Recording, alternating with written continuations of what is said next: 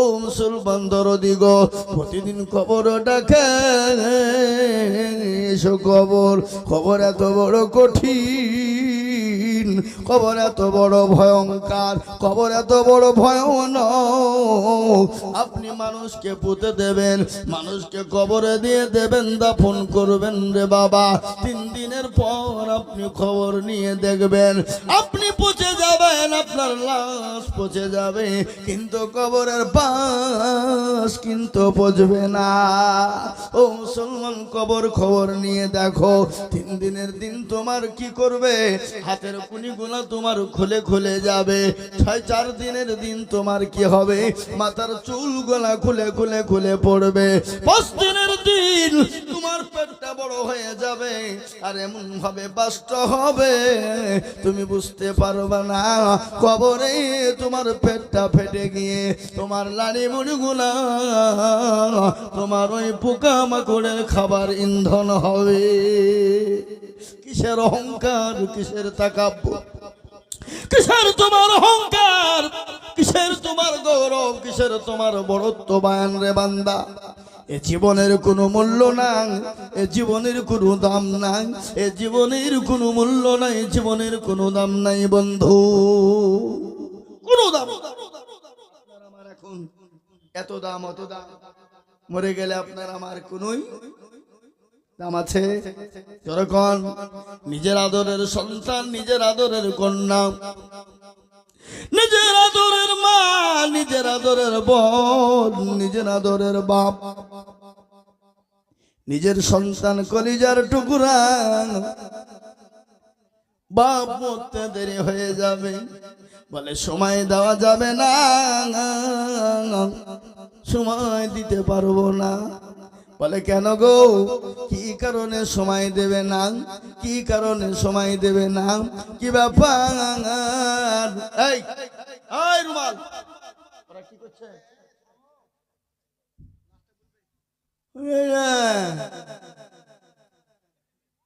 বসো, আদায় করবা, আমি বলবো, আমি বলবো তোমাদেরকে বসো, একটু বসো। আদায় এখন করো না, গাছে না উঠতি এক কান। হ্যাঁ, এই মুসলমান, এই ভলেন্টিয়ার, এই তুমি মাল লাগিয়ে কোথাও পালাইলে? করো করো। কিছু যুবক আছে বুঝলেন, ব্যাচ লাগিয়ে হয়েছে কি মাল হনু, ফুল অফ দা পাওয়ার, অনু যেদিক মনে সেদিক যাবে, কেউ কিছু বলতে পারবে না, কিন্তু মাল লাগাই নিয়েছে। এরকম আছে না? নাই জোরে বলুন, আছে? বললে হবে না। তাই মুসলমান দরদি আমার ভাইয়েরা, আল্লাহওয়ালা, দিনওয়ালা, কলমাওয়ালা, ইমানওয়ালা, কিসের অহংকার, কি তাকাব্বুর আপনার? কোনো মূল্য আছে?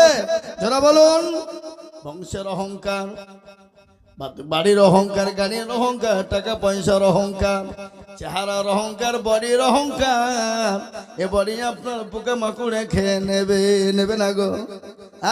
রূপ যৌবনে যদি থাকে অহংকার, আর গোরস্থানে গিয়ে দেখো হালত থাকা। কত যে সুন্দর নারী কবরে শুইয়া, কত যে সুন্দর ছেলে কবরে শুইয়া, রূপ যৌবন গেল মাটিতে মিশিয়া। ঠিক কিনা যারা বলুন? জগতের রূপে রূপ গর্বিত ছিল, তাহাদের রূপ দেখো মাটিতে খাইল। উঠাও উঠাও মাল গাড়িতে ভরিয়া, গাড়ি যখন ছেড়ে দিবে প্রস্তাবে বসিয়া, খোদারি হুকুম হবে ছেড়ে দিবে গাড়ি, আর জমিনেতে পড়ে পড়ে দেবে গড়াগড়ি। ও মুসলমান, কিসের অহংকার? আল্লাহ কোরআনে বলেছে অহংকার করো না। ইন্নাল্লাহা লা ইউহিব্বু মান কানা মুকতালান ফখুরা। আল্লাহ বলে অহংকার করো না রে বান্দা, অহংকার করো না। অহংকার হলো আমার চাদর, আর এই অহংকারের চাদর নিয়ে যারা টানাটানি করবা, আমি আল্লাহ তোমাকে দুনিয়ার জমিনে বরবাদ করে দেব, ধ্বংস করে দেব। মুসলমান কোনো অহংকার চলবে না, তাকাব্বুর চলবে না, বাড়ির অহংকার চলবে না, গাড়ির অহংকার চলবে না, জমি জায়গার অহংকার চলবে না, জীবনের অহংকার চলবে না, তোমার সম্পদের কোনো অহংকার চলবে না, চেহারার কোনো অহংকার চলবে না। ও মুসলমান, কোন রকমের অহংকার যদি করো, আল্লাহ বললেন দুনিয়ার জমিনে আমি তোমাকে বরবাদ করে দেব। ঠিক কিনা জোরে বল। অহংকার চলবে, কোন রকমের কোন অহংকার। ও মুসলমান দরদি, অহংকার চলবে না। অহংকার যদি চলতো, যদি চেহারার যদি অহংকার চলতো, ইউসুফ নবী আলাইহিস সালামকে আল্লাহ পৃথিবীর জমিনে এত চেহারা দিয়েছিল, এত চেহারা দিয়েছিল, মিশরের সমস্ত নারীরা ইউসুফ নবী আলাইহিস সালামকে দেখে তারা পাগল হয়েছিল। হয় নাই? কথা কন না কেন? ঠিক না বেঠিক? আল্লাহ রাব্বুল আলামিন পৃথিবীর জমিনে ইউসুফ নবী আলাইহিস সালামকে এত চেহারা দিয়েছিল, এত চেহারা দিয়েছিল, জুলাইখা ইউসুফ নবী আলাইহিস সালামের চেহারা দেখে পাগল হয়ে গেল। জুলাইখা থামতে পারে না, সহ্য করতে পারে না।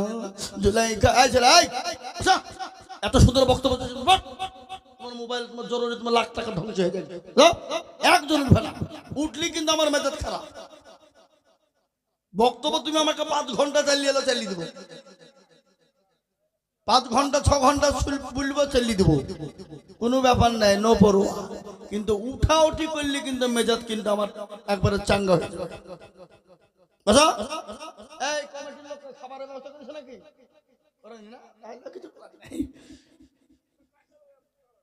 ভাই আরে একদিন না খাইলে হবে না? আমরা রোজা করি না নাকি? আপনাদেরকে রোজা মনে হয় কে করে? তাহলে রোজা করতে হবে। সুবহানাল্লাহ। যেমন টাকার যাকাত, তখন আপনার শরীরকে যাকাত দিতে হবে। শরীরের যাকাত হলো সিয়াম, রোজা। আল্লাহ কোরআনে বলেছে, আইয়ুহাল্লাযীনা আমানু কুতিবা আলাইকুমুস সিয়াম কামা কুতিবা আলাল্লাযীনা মিন ক্বাবলিকুম লাআল্লাকুম তাত্তাকুন। কোরআন আল্লাহ বলে, তোমাদের কাছে রোজা ফরজ করেছিলাম, খালি তোমাদের জন্য নয়, তোমাদের পূর্বপুরুষদের ওপরও করেছিলাম, এবং আমি তোমাদের ওপর করেছি, এবং আমার তোমাদের পরে যারা আসবে তাদের ওপরেও হবে। হবে না? হবে না? আপনি আমি মরে যাবো, আমাদের পরে যারা আসবে তারা কুরবানি করবে না, করবে রোজা করবে না, করবে না? জোরে বলুন না। আমাদের তো খিকা রোজা শেষ না।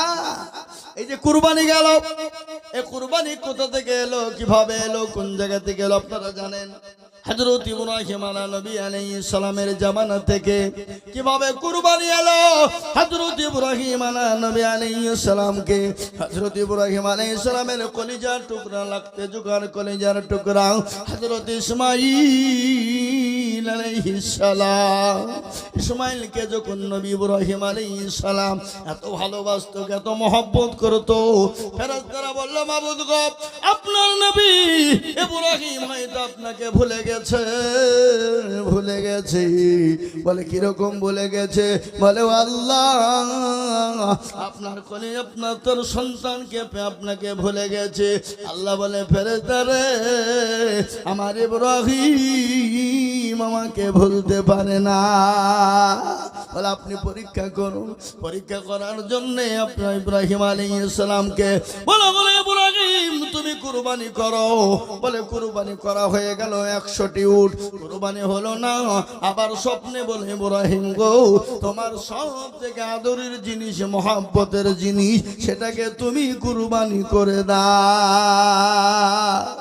ইব্রাহিম আলাইহিস সালাম বললেন, আমার সব থেকে আদরের জিনিস সেটা তো হলো আমার ইসমাইল আর একটা ঘোড়া। তাহলে আল্লাহ কোনটা চাইলেন? আল্লাহ আমার স্বপ্নে বলেন, ইব্রাহিম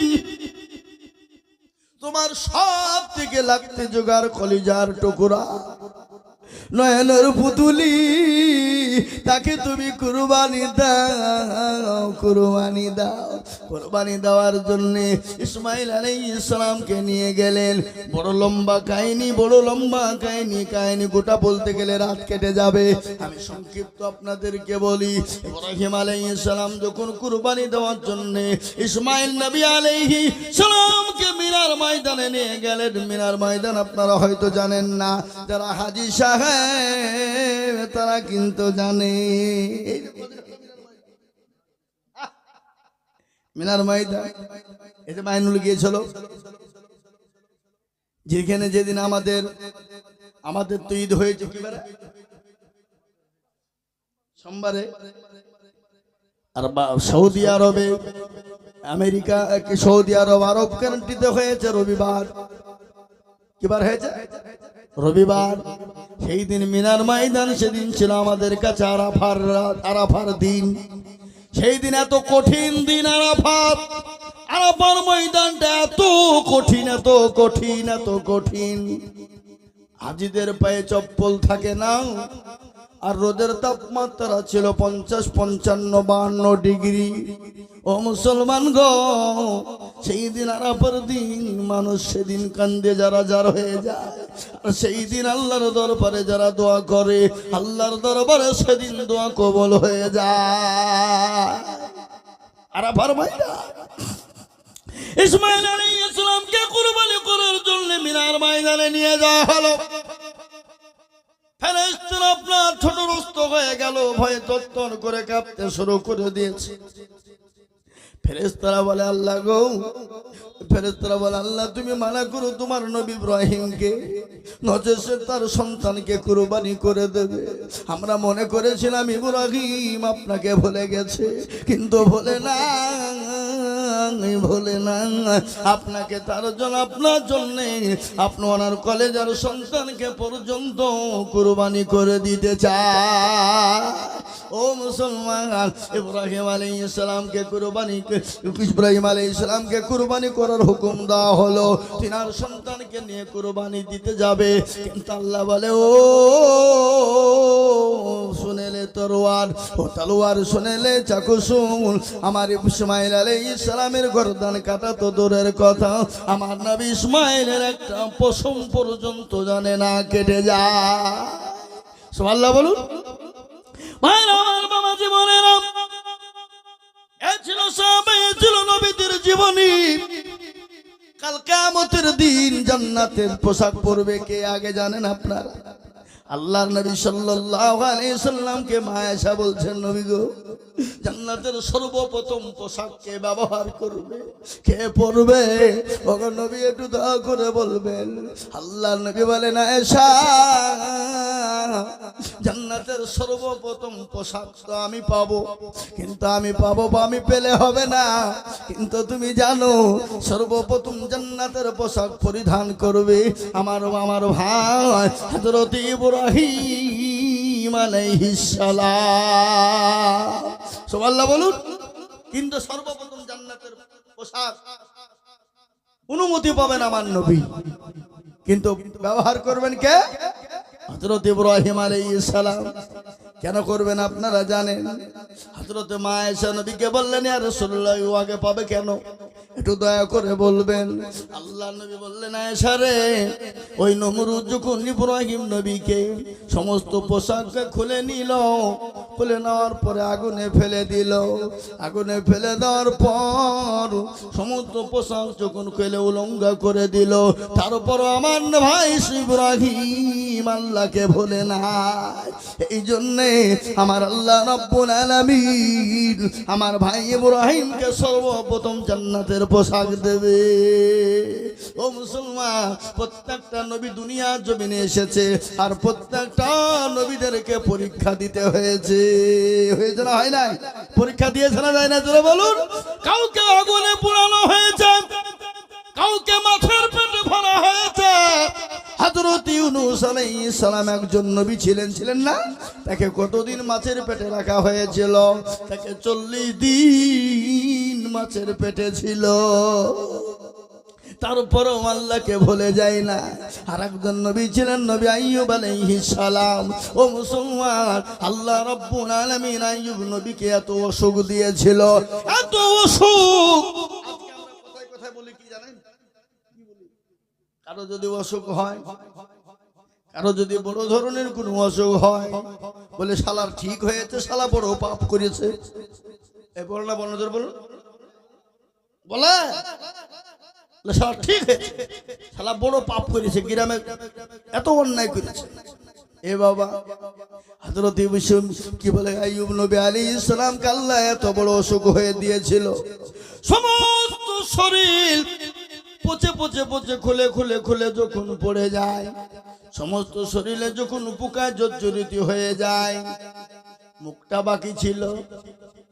কিছুদিন পরে মুখটা তো পোকা হয়ে গেল, গোটা জিহ্বা পর্যন্ত পোকা হয়ে গেল। আইয়ুব আলাইহিস সালাম আল্লাহকে বলেন, আল্লাহ গো, তুমি যেটা করো সেটাই ভালো, আল্লাহ তোমার উপর দিয়ে কিছু করার নাই। আল্লাহ, আমি মনে করেছিলাম গোটা শরীরটা যখন তুমি শেষ করে দিলে, আমার মুখটা যখন ভালো ছিল, আমি মনে করেছিলাম এই মুখের দ্বারাতে আমি তোমার জিকির করব, আমি তোমার তাসবিহ করব, কিন্তু আল্লাহ তুমি আমার মুখটাকে পর্যন্ত শেষ করে দিলে, এতে আমার কোনো দুঃখ না। আল্লাহ, তুমি যেটা ভালো চাও সেটাই তুমি করো। হযরত আইয়ুব আলাইহিস সালামকে আল্লাহ পরীক্ষা করেছিলেন, হযরত ইব্রাহিম নবী আলাইহিস সালামকে পরীক্ষা করেছিলেন, হযরত ইউসুফ আলাইহিস সালামকে পরীক্ষা করেছিলেন। ইউসুফকে পরীক্ষা করেনি? ইউসুফ আলাইহিস সালামকে কেমন পরীক্ষা করা হয়েছিল আপনারা জানেন, বড় লম্বা কাহিনী। ইউসুফ নবী আলাইহিস সালামের ভিতরে তার 11টি ভাই ছিল। কয়টা ভাই? জোরে বলুন। তার সন্তান, তার বাবার নাম ছিল কি? জোরে বলুন। ইয়াকুব আলাইহিস সালাম। গজল আছে না? ইয়াকুব নবী বাস করিতে কিনারে, সবার চেয়ে বাসতেন ভালো ইউসুফকে। এক রাত্রি কবে দেখাই ইউসুফকে, শামসুরজু সব সেজদা করেন তাহাকে। ও মুসলমান, শুনে নিন, ইউসুফ আলাইহিস সালাম স্বপ্নে দেখলেন, তার পিতার কাছে গিয়ে বললেন, তিনার পিতার নাম ছিল ইয়াকুব আলাইহিস সালাম। ইয়াকুব আলাইহিস সালাম বললেন, বেটারা, তুমি যে স্বপ্ন দেখেছো, এই স্বপ্নের কথা কাউকে কোনোদিন বলবে না। কিন্তু ইউসুফ তো ছোট ছেলে, সে তো ছোট বাচ্চা, সে তো কিছু বুঝে না। সে তো আপনার ছোট ভাই সমস্ত ভাইদেরকে বলেছে। ইউসুফ আলাইহিস সালামের আব্বা জান ছিলেন তিনি নবী, তিনি কিন্তু বুঝতে পেরেছেন স্বপ্নের মাধ্যমে যেটা দেখেছে তার মানে হলো ইউসুফ আলাইহিস সালাম একদিন বাদশা হবে, একদিন বড় নবী হবে, একদিন মিশরের গভর্নর হবে, মিশরের সব থেকে বড় দামি মানুষ হবে, সব থেকে পয়সাওয়ালা হবে, আর সমস্ত মানুষ তাকে সেজদা করবে, তাকে কি করবে? তাকে পূজা করবে। ইউসুফ আলাইহিস সালামের ভাইরা বুঝতে পেরে গেলেন, বড় লম্বা কাহিনী। তাকে মারার জন্য কত রকম ছলনা তৈরি করলেন, সব তৈরি করে ইয়াকুব আলাইহিস সালামের কাছ থেকে তাকে নিয়ে যেতে চাই, কিন্তু ইয়াকুব নবী তাকে যেতে দেবে না। কিন্তু দেখবেন, বাপ মার কাছে সমস্ত ছেলে কিন্তু সমান, ঠিক না? কথা কর না কেন? কিন্তু কিছু কোন সন্তানের উপরে বাপ মায়ের একটা আকর্ষণ বাড়ে না, বাড়ে না? তার দিকে ধ্যান একটু বেশি থাকে না, থাকে না? কথা কন। যেমন বাপের, অধিকাংশ বাপের বড় বেটার দিকে টান থাকে, আর অধিকাংশ মায়ের সে আবার ছোট ছেলের দিকে টান বেশি থাকে। কি বুঝছেন আপনারা? বলুন ঠিক কিনা? কথা বলেন না আপনারা? কিন্তু মা বাবার কাছে সবই সমান। এটা কাটলো যেটা ব্যথা, এটা কাটলো ততটাই ব্যথা, ঠিক না ঠিক? কিন্তু তার মধ্যে ভালো মন্দ বাছাই করে তো নাকি। কিন্তু ইয়াকুব আলাইহিস সালাম যেতে দেবে না, কিন্তু ছলে বলে কায়দা কৌশলে ইউসুফ নবীকে নিয়ে গেলেন। নিয়ে যাওয়ার পরে তারা মেরে ফেলার চিন্তা ভাবনা নিলেন। কিন্তু তার একজন ভাই ছিল, বড় ভাই, কিন্তু বড় ভাইয়ের নাম হলো ইয়াহুদা। কি জোরে বল? সে কিন্তু মারতে দিল না, তাকে মারতে দিল না, বলে ওকে ফেলে দে, কুয়াতে ফেলে দে। কুয়াতে ফেলে দিয়ে বাপকে বলবো, গিয়ে তাকে বলবো সে বাঘে খেয়ে নিয়েছে। বাপের কাছে মিথ্যে কথা বলবে, কিন্তু নবীদের কাছে মিথ্যে কথা বললে ধরতে পারে না, পারে না? জোরে বলুন, কথা কন না কেন? ধরে ফেলতে পারে। কেন? মেয়ে নবীদের কাছে আপনার বেহাইন ক্যামেরা আছে। বেহাইন ক্যামেরা মানে কি জানেন? যেটা হলো সিসি ক্যামেরা। জোরে বলুন ঠিক কিনা? সিসি ক্যামেরা বোঝেন না? এই আপনি ওটাকে বেহাইন ক্যামেরা বলা হয়, যাকে বলা হয় সিসি ক্যামেরা। সিসি ক্যামেরার অর্থ কি? মানে কি? গোপনীয় জিনিসকে চুরি করতে গেলে ধরা পড়ে যাবে, টিপে বেরিয়ে যাবে, তাই না? কোন পোশাক পরেছিল, কোন দোকানে চুরি করেছিল, কজন এসেছিল, এরকম করে সুইচে টিপন দেয় আর আপনার কম্পিউটারের মাধ্যমে খুঁজে বের করে লাই না। এখন আপনি ডাকাতি করতে যান সোনার দোকানে, তারপরে ব্যাংকে চুরি করতে যান, যদি আপনি ধরা না পড়েন তো কি বলছি? ধরা পড়বেন। এটা সিসি ক্যামেরা। এবং প্রতিটি নবীদের কাছে সিসি ক্যামেরা ছিল, ছিল না? ছিল না? বলুন। তার একটা ছোট্ট নমুনা আল্লাহ নবী, দয়ার নবী, বিশ্ব নবী একদিন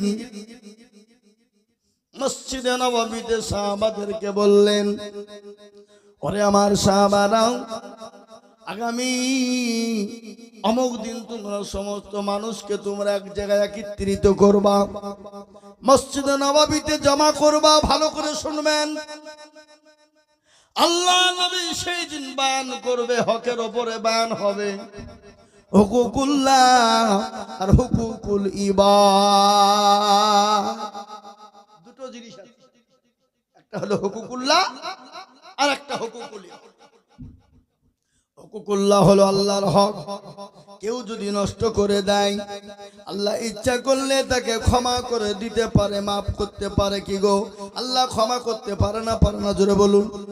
আল্লাহ মাফ করতে পারে না? ইচ্ছা করলে ক্ষমা করে দিতে পারে। আল্লাহর হক কোনটা? আপনারা বলেন দেখি, কে আছেন?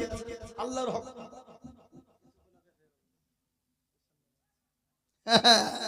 হুকুকুল্লাহ।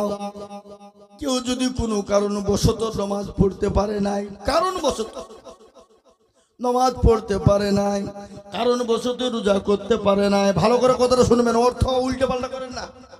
এখন শুনছেন আমাদের কাছে ভাষায় আর আরেক জায়গাতে যে উল্টে গাইছে, যে গন্ডগোল বাঁধিয়ে দিচ্ছে। কি বুঝছেন আপনারা বলুন? মৌলবি বলেছে পেঁয়াজ লেনা দেনা হারাম, আরো বক্তব্য তো শুনেছে মৌলবি বলেছে পেঁয়াজ লেনা দেনা হারাম। বাড়িতে যে বকে বলছে খবরদার গোস্ত পেঁয়াজ দিবিনি, কেন গো?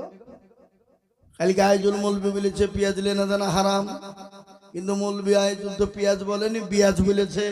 বিয়াজ মানে পণ, পণ মানে যৌতুক, যৌতুক মানে শ্বশুরের কাছে টাকা লওয়া। একটা অক্ষরের কত রকমের মানে হয়, একটা অক্ষরের কত মানে হয়, এটা মৌলবীরা ছাড়া বলতে পারবে না। আপনি মৌলবী, যদি আপনি বাংলা পড়ুন, যদি আপনি বাংলা হাদিস পড়ুন, বাংলা বুখারী পড়ুন, বাংলা কোরআন পড়ুন, আপনার বাবারও ক্ষমতা নাই একটা অর্থের ওপরে, একটা অক্ষরের ওপর কত মানে হয়, কত রকমের মানে হয় আপনি বলতে পারবেন। দুটো অক্ষর, একটার নাম হলো কালবুন আর একটার নাম হলো কলবুন। কালবুন আর কলবুন ভালো করে শুনবেন, দুটি কিন্তু কাপ, একটা হলো বড় কাপ আর একটা হলো ছোট কাপ। কপ আর কাপ।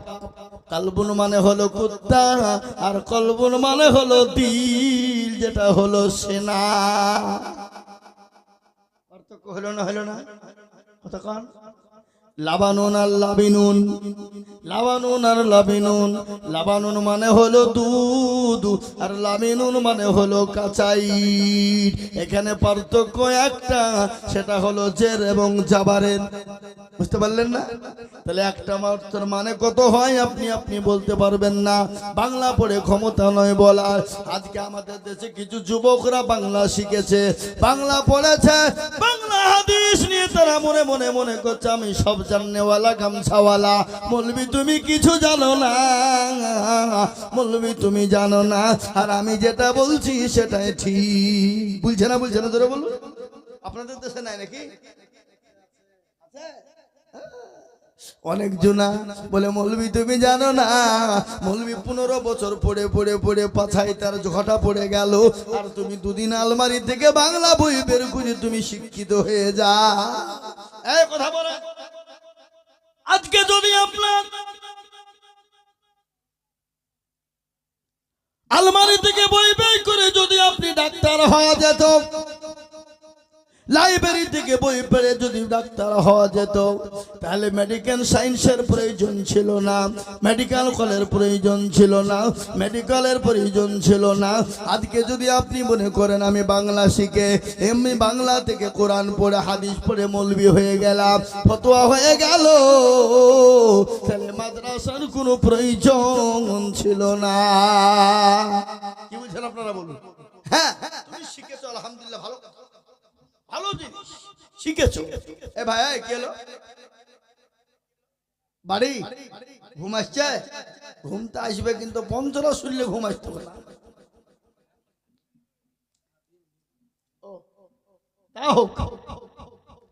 তাহলে কি হলো? হিন্দু ভাই হোক আর মুসলমান ভাই হোক, এটা আমাদের এমন একটা সমাজ যে কেউ বসতে পারে, পারে না? পারে না? জোরে বলুন।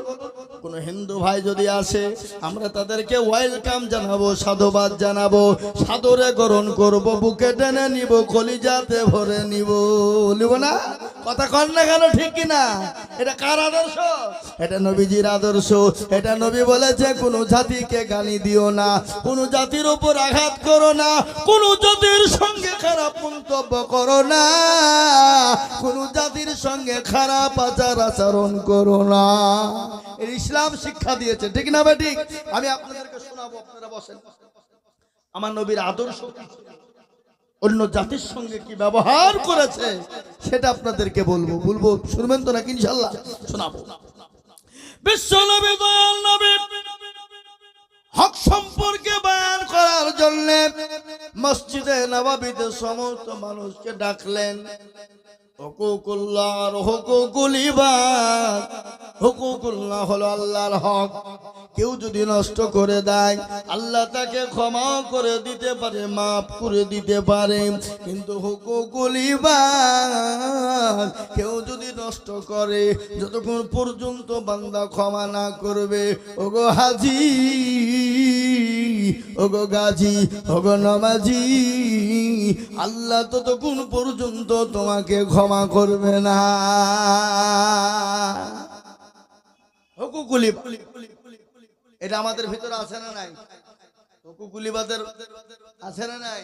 হুকুকুল ইবাদ কাকে বলে আপনারা জানেন তো? হুকুকুল ইবাদ কাকে বলে?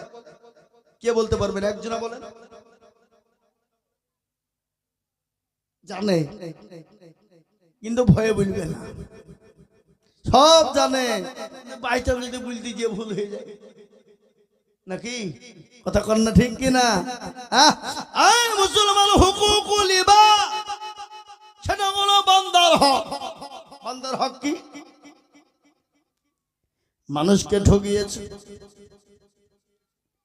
ভাইকে ঠকিয়েছে, বোনকে ঠকিয়েছো, ফুপুকে ঠকিয়েছো, বিটিকে ঠকিয়েছো, ভাগিনাকে ঠকিয়েছো, এতিমের মালকে লুটপাট করেছো, ভাই হয়ে ভাইকে ঠকিয়ে বাপের কাছ থেকে জমি লিখে নিয়েছো, ভাই ভাই মিল দিয়ে বোনকে ঠকিয়ে জমি লিখে নিয়েছো, বোনকে পয়সা দাও নাই, জমি দাও নাই, বাড়িখান পর্যন্ত লিখে নিয়েছো, আর ওই হাজি গিয়ে কাবা শরীফের যায় নামাজে পেড়ে দিয়ে নামাজ পড়ছে আর বলছে আল্লাহ আমাকে জান্নাত দাও।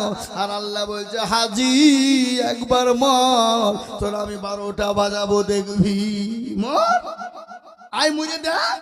বোনকে ঠকালছিস, বিটিকে ঠকালছিস, ফুপুকে ঠকালছিস, ভাইকে ঠকিয়েছিস, ভাগিনেকে ঠকিয়েছিস, চুরি করে সব লোক জমি গেলা লিখে নিয়েছিস। এরকম লোক আছে না নাই? কথা কই না? আছে। বুঝা যা রে বোঝায় না রে তারে বোঝায় কে, আর না বুঝা যে হু হু করে তাকে ভূতে ধরেছে। ও মুসলমান দরদি, আল্লাহর কাছে কি জবাব দিবা? বোনের জমি হক করে নষ্ট করে নিয়েছ।